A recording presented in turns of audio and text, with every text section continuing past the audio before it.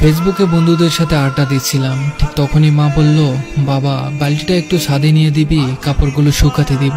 বললাম আমি পারবো না, আমি ব্যস্ত আছি। মা বলল, তুই তো মোবাইল টিপছিস, দে না বাবা একটু। রেগে গিয়ে বললাম, যাও তো, নিজের কাজ নিজেই করো, একটু দেখলে এটা ওটা কাজের কথা বলা শুধু।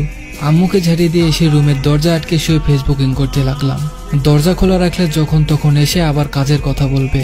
সন্ধ্যায় ছাদে বসে বসে চারপাশটা একটু নজর বুলিয়ে নিচ্ছি। হঠাৎই মোবাইলটা বেজে উঠলো। রিসিভ করতেই আম্মু বলল, কই আছিস বাবা?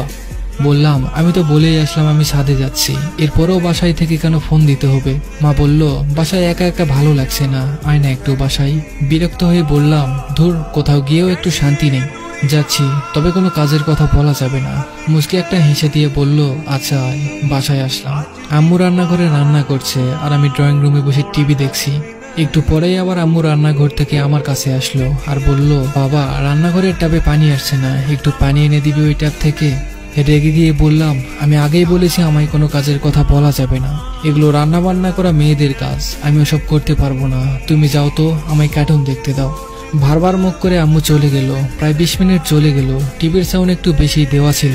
হঠাৎই নজর পড়লো ট্যাবের কাছে। বালতিটা পড়ে আছে, চিপচিপে পানিও দেখা যাচ্ছে। এক বালতি পানি নিয়ে আসতে পুরো রুম পানি দিয়ে ভিজিয়ে দিচ্ছ। কথাগুলো বলছে আর রান্নাঘরের দিকে এগিয়ে যাচ্ছি, কিন্তু রান্নাঘরে উকি দিয়ে দেখলাম কেউ নেই। আম্মু আম্মু বলে ডাকলাম, কিন্তু কোথাও কোনো সারা শব্দ নেই। বাইরে ট্যাবের কাছে গেলাম। একটু এগোতেই আমার চক্ষু কপালে উঠলো। আম্মু মেঝেতে পড়ে আছে, চারিদিকে রক্তে লাল হয়ে আছে। দৌড়ে আম্মুর কাছে আসলাম। আম্মু, কি হয়েছে তোমার? আম্মু, কথা বলো। কি করব কিছুই মাথায় আসছে না। কোলে করে নিয়ে বাসা থেকে বের হয়ে একটা সিএনজি নিয়ে পাশের হাসপাতালে গেলাম। বাবার বন্ধু এই হাসপাতালের ডাক্তার। আম্মুকে নিয়ে আসতেই তাকে ওটিতে নেওয়া হলো। নিজের উপর আজ খুব রাগ হচ্ছে। এক বালতি পানি নিয়ে এসে দিলে কেমন ক্ষতি হতো। আম্মুর কিছু হয়ে গেলে নিজেকে কখনোই ক্ষমা করতে পারবো না। একটু পরেই একজন নার্স এসে একটা কাগজ ধরিয়ে দিয়ে বলল, এগুলো নিয়ে আসুন তাড়াতাড়ি। আমি দৌড়ে ডিসপেন্সারিতে গিয়ে ওষুধগুলো নিয়ে আসলাম। আমি এসে দেখি ওবায়দুল আঙ্কেল ওটির বাইরে দাঁড়িয়ে আছেন। আঙ্কেলকে বললাম, আম্মুর অবস্থা কেমন এখন? আঙ্কেল বললেন, তোমার আম্মুর অবস্থা খুব খারাপ। তোমার আম্মুকে আমি গত সপ্তাহে বলেছি ভারী কাজ না করতে, কিন্তু কে শোনে কার কথা? শরীর একেবারেই দুর্বল, পড়ে যাওয়ার জন্য অনেক রক্ত বেরিয়ে গেছে। বললাম, যত রক্ত দরকার আমার শরীর থেকে নেন, আমার সব রক্ত বের করে নেন। আঙ্কেল বলল, আমাদের ব্যাংকে কিছু রক্ত ছিল, সেগুলো দিয়েছি, কিন্তু শরীর রক্ত নিচ্ছে না। তুমি নিয়ে আসতে অনেক দেরি করে ফেলেছ। কষ্ট হলেও বলতে হচ্ছে, এখন সবকিছু উপরওয়ালার হাতে, আমাদের করার কিছুই নেই। তবুও ডাক্তাররা শেষ চেষ্টা করছে।